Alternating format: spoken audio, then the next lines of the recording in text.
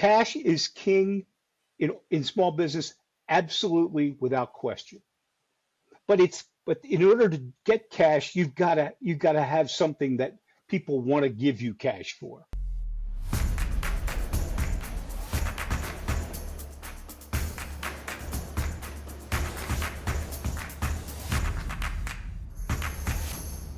Welcome to the Amplify Your Business podcast. I'm your host, Lance Johnson, and today I'm excited to be joined by the entrepreneur's Yoda, Lonnie Sciambi, a seasoned entrepreneur and business advisor with over 30 years of small business world experience.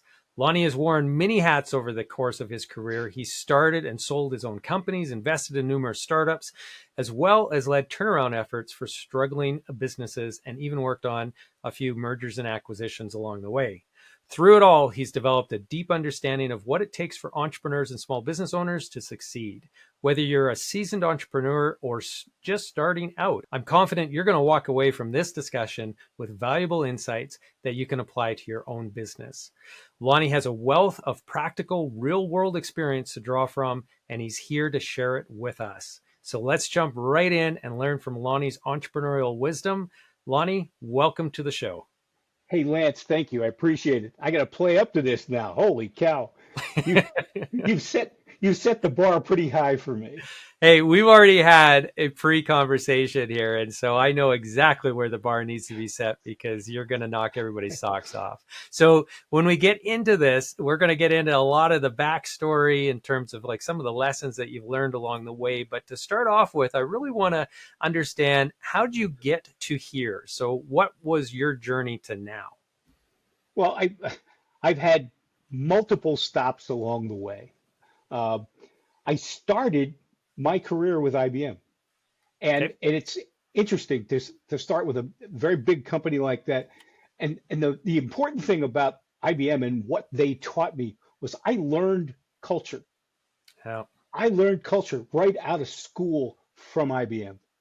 And I have a story that I'll tell you. I don't know whether you want me to tell it now or tell it later, but I have a story that amplifies that. Okay. Okay, and we'll get to that. The bottom line is, I've been a business person forever, right out of school, and I've seen entrepreneurship, small business owners from every conceivable angle. I just love small businesses, and I think I probably know as much about it as anybody.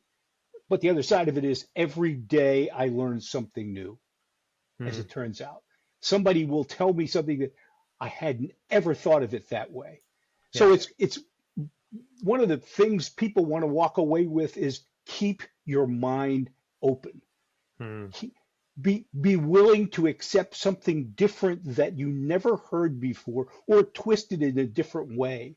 That's the important thing. It's about learning. Never stop learning. That's at the top of my game here is that. Uh, so I started my career with a big company, but I started my career with a big company knowing that I'd not be there longer than 5 years, and I wasn't. In fact, I was there 4.5, as the truth will come out. And Yeah. and the bottom line is, I then went into different situations where I managed projects, I managed businesses, and then I had my own companies. I managed them with my own money. I didn't raise any money for myself. It was all borrowed from family and friends and the like. And it was a valuable thing because I learned cash flow front and center. And Hmm. and that's something I preach to small business owners today right out of the chute. So I mean, the important thing here is I've been through the wars, and I can really help folks who want to be helped. That's the important thing. If you don't want to be helped, I can't help you. Yeah, for Okay? sure. Nobody can. So Yeah. I mean, this is something where I'm probably almost religious about this. Okay? I mean, cash is king in small business, absolutely without question. But in order to get cash, you've got to have something that people want to give you cash for. So it's about that. That's what's got to happen. You have got to have something that they want and understand, and they think they can make money with it. So it's just so if you're going to be an entrepreneur, you're going to have investors or you're going to invest yourself. The important thing here is to understand where the value lies. You Yeah. will hear me talk about value. If you go to my website, everything is about value. It's maximizing value. And value, like beauty, in the eye of the beholder. Well, and that's a good segue into your business, which value is baked right into the name even. So Value Force is the name of Yes. your business. Tell me, who are you helping and what are you doing with them, I guess? Well, I this is my second pass at a force, let us say, and this is where the force thing came out of the whole entrepreneurs Yoda thing, which if you go to my website, you'll see that, but I'm the entrepreneur's Yoda, okay? And I did that at the very outset, and until I got a cease and desist letter George Lucas from himself? from Lucasfilms, and they said enough. You Yeah, can't yeah. use that. You can't use because what I was doing is I was using Yoda's picture. I Uh, can't do that. They own that. But yeah, I thought I'd test them, and I tested them for a little while, but not when they said, "Well, what we're going to do is we're going to sue you." Now I don't want to do that. I said, yeah, so anyway, what we ended up doing is I said I'll do whatever you want. Okay, you just let me know. And I had to take my website down, etc. But I kept the entrepreneur's Yoda. They asked me, did they have to take that down? Nope. I said I've been using it 3 years in commerce. My understanding is that I'm good with that. So what I've done with that is I now, if you read a blog post of mine, I always end up with the same phrase. The entrepreneur's Yoda knows these things. He's yeah, been there. yeah. May success be with you. And that's as close as I'll get to Star Wars. Yeah, So and so you're helping small businesses and you're yes, helping entrepreneurs navigate through the complexities yes. of growing their businesses, right? That's what it is. It's all about that. And on the surface, it seems pretty simple. It's not Yeah, because there's a lot of different things that that small business owners have to do in order to make it work. yeah, Because what happens is they'll invest. I had the very first company I invested in beyond my own was a good friend of mine. And he had taken his thing, like we knew each other at IBM, and he had taken his thing and he started his company with the money he got from his exit. And about halfway through the first year, he was out of money. And it was like, oh, are you kidding me? So I had to invest in there. And it was one of these things where he became a test case for me. Everything I did. Now, that's been that was one of the more fun things I did, but it's a lesson to be yeah, learned. yeah, Conserve cash. yeah. Yeah, it is the lifeblood. I mean, and it can't be emphasized No, enough. And I think every entrepreneur understands it once they've hit those walls of cash it's flow issues, right? Like it's just like, oh my God, how did I get here? yes. And it happens again and again unless you really take it to heart and build the systems in place and the discipline, right? Well, it's also the fact that you got to be focused on what the business is that you're trying to get opened up. Yeah, And if you're not solving a problem, filling a need, there's no need for you to exist. I mean, yeah, that's the critical thing. I keep telling these guys this, that no, if you're not filling this need or fixing this problem, you don't exist. yeah. Now you mentioned this actually in our earlier conversation, and you were talking about that importance of really understanding your market and solving a real problem, a real Absolutely. need. Yeah, and so I'm curious, what advice would you give to entrepreneurs, or how would you recommend that they go about deeply understanding their target market and then identifying the right problems to solve, because we can get really distracted by some things that maybe are going to lead us in the wrong direction. So any advice there? Sure. Yeah, part of the problem is bounce get a customer into your product development cycle as quickly as you can. Okay. Okay? Because then you're going to have real life experience that'll help you fix or build that product, excuse me. And and that's one of the big things that entrepreneurs miss. Hmm. They build the product is built for them. No, you have to build it for a market, and you have to identify what that market is. It has to be a tight niche. The tighter, the better. Hmm. But as important, you have to be conserving your cash. You have to understand where that is. But at the same time, you've got to, if you're not fixing something that's broken in their business, if you're not addressing a need that they have, you're not going to go very far with the business. Hmm. You're just spinning wheels. So one of the things that you teased at the beginning of the intro there, you touched a little bit on culture.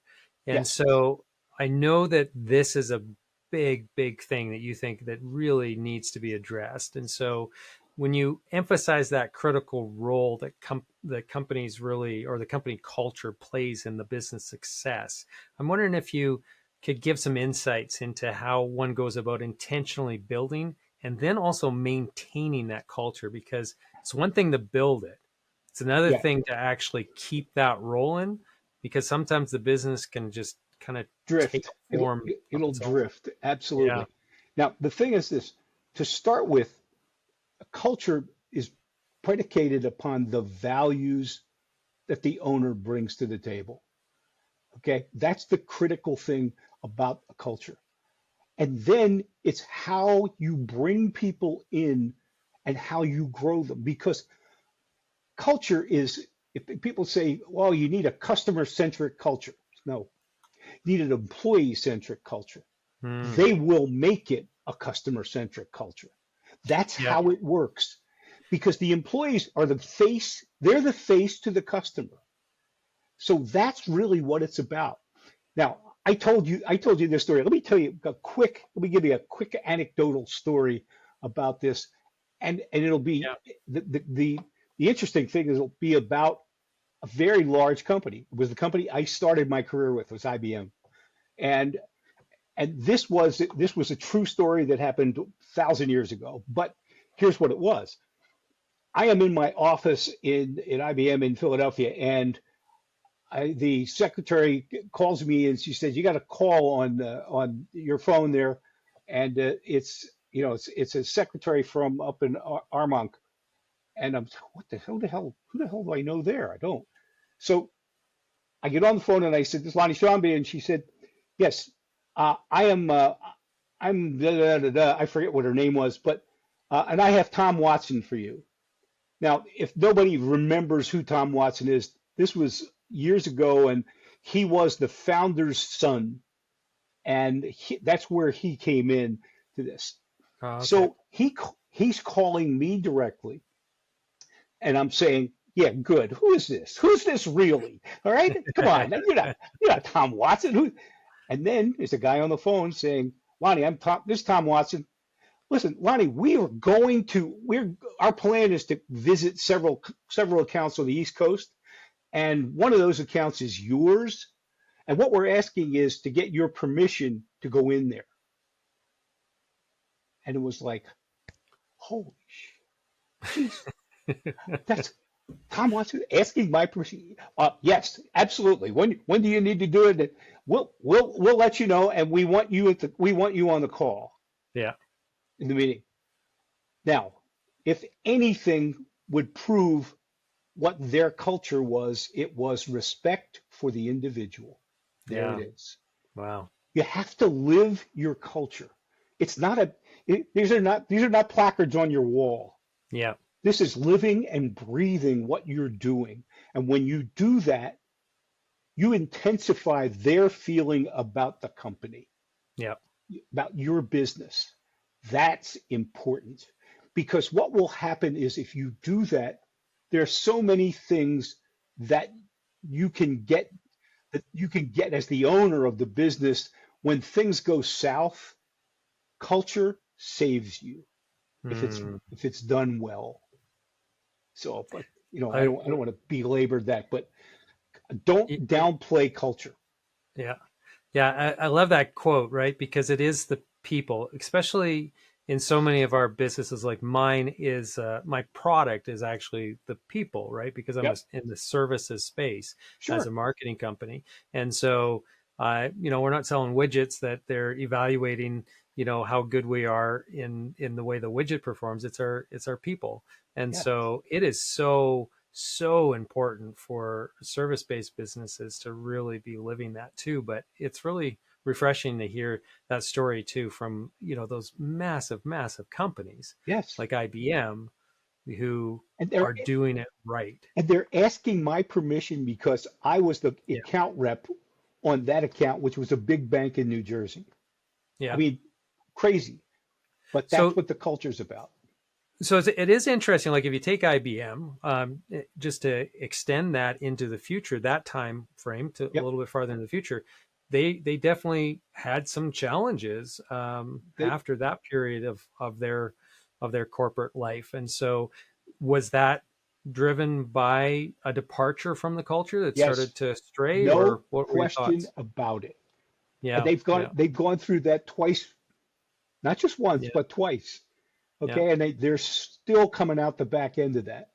But yeah, I mean, if you hear my voice, you hear the respect that I have for them, whether they, whether they went sideways on their culture or not. It's still innately there. And people who are there know it's a special place to be.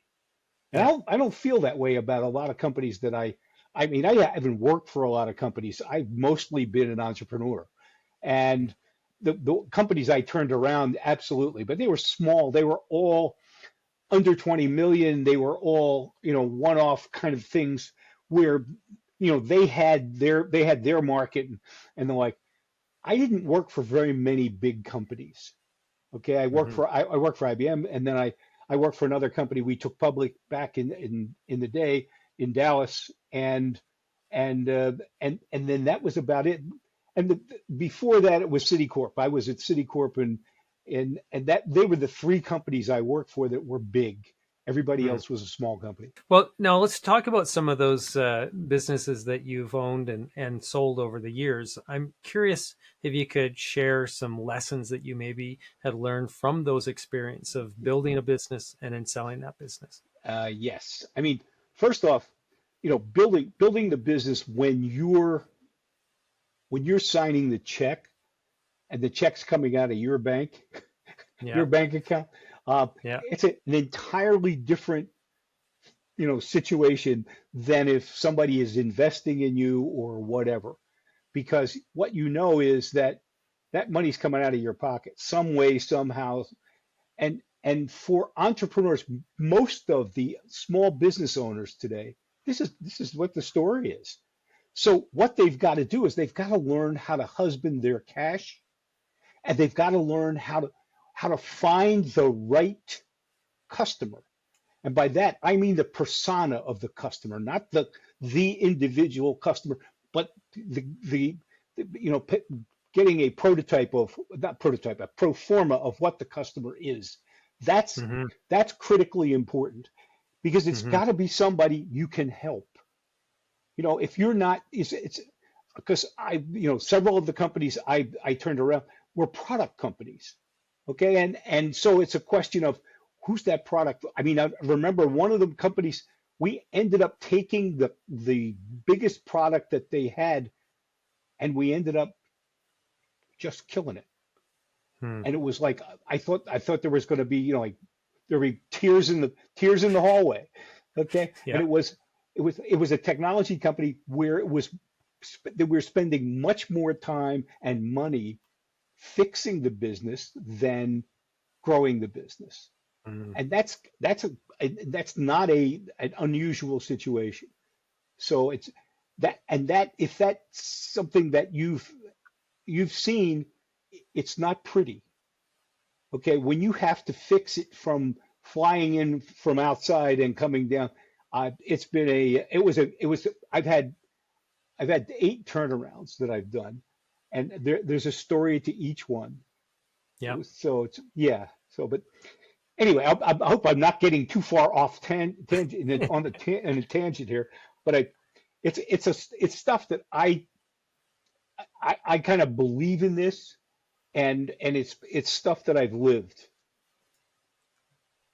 So, one of the things that you mentioned in our earlier conversation too was just how, you've had some investments in companies over the years that didn't end up succeeding, It's um, and there's lots of reasons why companies fail and have challenges. Some of them are outside of their control, some of them are within. Is there any common reasons or commonalities between those investments that weren't as successful that we could maybe glean some insights from? see, I'd like to give you That's what I'm asking a for, Lonnie. magic That's what answer. that's Okay, exactly it. but I can't, and I'm going to say something that will sound like anathema to people, and that is luck plays an extraordinarily big role in an entrepreneur's life. Yeah. Being at the right place at the right time is phenomenal. Yeah. Okay. I mean, when you think about companies, I invested in several companies that were on the bleeding edge of companies that made enormous money. So you get the picture. These Yeah. guys were just scratching and clawing, and these guys over here raised a whole bunch of money because they had somebody in their corner or somebody. It just right place, right time. There's Yeah. any and I've done, I've spoken at different events and the like, and when I say stuff like this, it makes people crazy. No, no, Mm. that doesn't happen. Yeah, I'll tell you what, about 80% of the time it happens. Okay? Yeah. Not 100%, but about 80% of the time it happens. The other Yeah. 20% is just hard work. But yes, so I don't know if did I answer your question? Well, you answered in the sense that luck plays a big role in Does. success, and then lack of luck, I suppose, in some sense, into potential failures. I was just wondering if there's any other commonalities that you've been able to identify that really sets the success away from the challenge, the ones that didn't find the success, the ones you had to close Yeah, up. absolutely. Essentially. Yeah. Besides, I mean, cash flow and culture, some of the things you've already talked about. First, first and foremost is it's identifying the right target market. Yeah. Okay, and it's a market that you've got to be able to see. It's one of the admonishments I give clients is market deep, not wide. And Mm, that's a simple phrase, but no, it's important because if your market, because I was just talking to somebody today, and they were telling me about all the different markets they're. I said, what, how are you going to fund all that? yeah. Okay, so it's market deep, not wide. That's number one. But number two is when I say fix a problem, fulfill a need. Let's go a little deeper on that. How big's the problem? Mm, How is it across a market? How significant is the need? And how are you going to fix that? What can you do to be a mover and a shaker in that market segment? yeah. Those are things that are critically important. And then those are things we talked about that before. And then here's the other one, and that is cash. Cash Hmm. is Hmm. king. Okay, so you've got to be able to husband your cash and be able to be and if you have to raise money from outside, do it. Do it. But know that they're not gonna be in the same position that you are. Yeah. Okay. So it's a when you're a small business owner, it's hard to bring somebody in under the tent. Okay, you've done all of this, and I mean, I have a client. It's more than a client now. Is I mean, I invested in them, and the owner of the business is having problems with his shareholders because he wasn't able to convince them that they should not do what they're trying to do with their stock, and it's just noise to a point where he's saying, I'm done here. Hmm. I'm leaving. So these are things that you I find along the way they're not nearly as prevalent as the standard. This company, saw 10 times growth in the first year, 100 times growth the second year. No, these are the ones that are real. Yeah. Okay, for as many of the 100 times growth are are the guys who did 5 times growth over 5 years. This so it's a question of really understanding. Do you understand how big the market is and what you can do with it? That's Yeah. that's critical. Again, in our earlier conversation, you had said that you've been now looking at ways of making money while you sleep. Yes. So I'd like you to expand upon that goal and maybe share some of the insights or strategies that you're exploring to achieve more passive streams of income. Yeah. I mean, what I do is any business that I invest in, beside the stock market, which I do passively, um, any business that I invest in, I need to be active in it. Okay. So if you want me in your as an investor, you have me as a partner. And that's kind of where I go with this stuff. So I always look for really a really interesting product that has a very unique market set. And I'm dealing with one of those right now. I prefer not to talk about it too deeply, but what it is it's something that has been around for a while, but they've taken a new tack to this thing, and I've got interested in it, and it's a SaaS business, which means it just keeps going because, and I love businesses like that. Cash flow businesses are the best. Yep. And so if you're going to do an investment in a business that you may or may not be involved in, get one that's cash flow, that's driven by cash flow. That is, it's repetitive revenue. Then because you always know then where you're going. But the important thing is the people who are running it have to have experience in that, and you've got to be able to trust them. And that's really hard to do for an entrepreneur, especially somebody who's done this before. I have a couple of partners who have done this before, and it's kind of like, nah, I think I want the new kid on the block as opposed to because these guys they had their experiences, some good, some bad, and they'll have a different way of looking at things. So I'm a little headstrong with that kind of thing.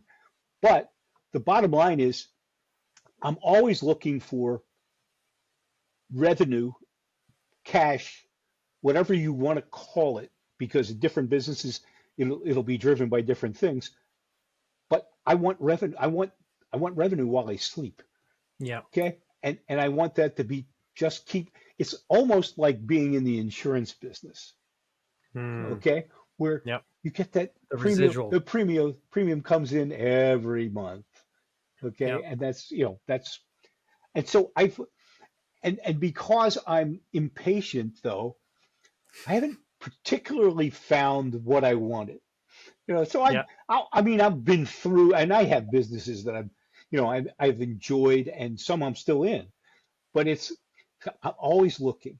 I'll never quench that thirst. Yeah. I think that, I mean, that's why you're an entrepreneur, right? I mean, Oh you're yeah. Oh yeah. That's always it. seeking. You know, Yeah. it's a, and just so you know, I don't though. simply go at things just willy-nilly. I'll study a business, right? And I think I said this earlier. I had a meeting today where basically it was I could see that the chemistry between me and the company that he wanted me to come into was not going to work. The chemistry Hmm. was just awful. Yeah. And Yeah. and so it was like, I don't think this is going to work. And next thing was I turned my lights off, and that's it. See you. So do you have, a structured kind of criteria or list of criteria that you go through when you're evaluating those opportunities, Yeah. or is it something that it's a lot more, loose, unstructured? No, it is fairly structured, and it starts with, curiously enough, doesn't start with the product. Hmm. It starts with the people. Yeah. I suspected you were actually going to Oh say yeah. that. Yeah. Oh, it's Yeah. without question. It's the person who is behind it, Yeah. and the question I ask, and don't misinterpret this answer, and that is I have to trust them. Yep. And I'm not one of these people who doesn't trust people. I trust people, in fact, way more than I ought to. Yeah. But this is important on the business side. I want to be able to trust that their judgment, that when they say they're going to do this, they thought about it. Yeah. Okay. Or I will say to them, you got a homework assignment. I want you to Yeah. go and tell me how this market's going to work the way you've described it. Okay. Get back to me by Friday. Yeah. I do that all the time. Yeah. Okay. I just Yeah. enjoy this stuff. Yeah. Okay. And I love when I see something that I hadn't ever seen before, or, somebody who's managing the company or the concept of the company differently than I would have. And I want to understand that better. So and maybe that's ego. I don't know, but if anything, it's fun. Yeah. And Yeah. that's the other side of this. Because somebody asks me periodically is, well, how long are you going to do this? And there are two criteria for that. Long as I can make money, long as I can have fun. And if Yeah. if both of them are not present, I'm out of here. Yeah. Not one of them, two of them have to be there. Yeah. Yeah. I like it. I'm curious, what advice would you give to a younger entrepreneur just starting out today that's different, I guess, from what you would have told your younger self, Oh yeah. years ago? And how has your perspective evolved over the course of your entrepreneurial journey? Um, I found that there is less risk that folks will take on. Hmm. I've been surprised by that because risk is part of the entrepreneurial journey. Hmm. And the interesting thing is that there are, especially millennials and wherever the hell the next one layer down is, I don't know, or next layer up. The fact is that the risk is not their idea of risk is really low. And when I hear them, because I get pitched a lot, and what I'm seeing is lesser and lesser folks willing to take that risk. Yeah. Interesting.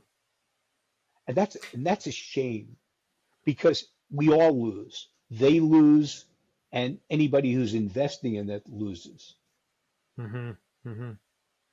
Yeah. And so your advice would be a little more risk taking, Yes, embrace risk a yes, bit you more. have to embrace risk. There's no guarantee of anything. But Yeah. if you love, here's the important thing. You have to love what you do. When you stop Yeah. loving it, then stop doing it. Okay? Hmm. But the thing is this, you've got to find something that you can embrace. And if you can embrace it, I mean, where it's just, you're thinking about it 24/7. That's that's what you want. That's Mm, how you do it. And yep. there's no other way for me to describe it but that. It has to fill every cavity of your body. I mean, that's the whole 9 yards. Yep. And then you got to just be passionate. Be passionate. Throw Yep. everything you have into it. Yep. The other That's side, like, the other side of this, one last thing, and because I have to do this, and that okay. is, if you're if you're an entrepreneur and you're just starting out or whatever, make sure that you have a partner at Mm, home who is understanding. yep. Because if you don't, you're both going to be miserable. Mm, Okay? I've had a partner that, I mean, she's been through the wars with me, and like, she is my best friend, and she is, but she is my sounding board, and she will say to me, "Don't do that, because you mm, don't sound like you like it." hmm. So it's just, just something that surround yourself with the right people. Family is always good. Yeah, that's awesome advice and a great place to stop, I think. So, if somebody wanted to connect with you, wanted to learn more about you, your journey, the services that you offer, how to get a little bit of that entrepreneurs Yoda wisdom, Yes. what's the best way to connect with you? Go to my website, which is The Value Force. So thevalueforce.com. Okay. Or you can reach out to me via text or via phone at 908-872-3439. Awesome. Thanks so much, Lonnie. Really appreciate you sharing your story, your Lance, wisdom. I appreciate the opportunity. Okay, so everybody, if you enjoyed this episode, you want to check out our past episodes, all the archives, head over to amplifyyourbusiness.ca. That's where you're going to find lots of stories just like Lonnie's, and obviously all the future ones as well. And if you prefer the audio only version and you're currently watching it, then head over to your favorite podcasting platform and search Amplify Your Business, and you're going to be able to find us there as well. Until next time, everybody, have a prosperous day.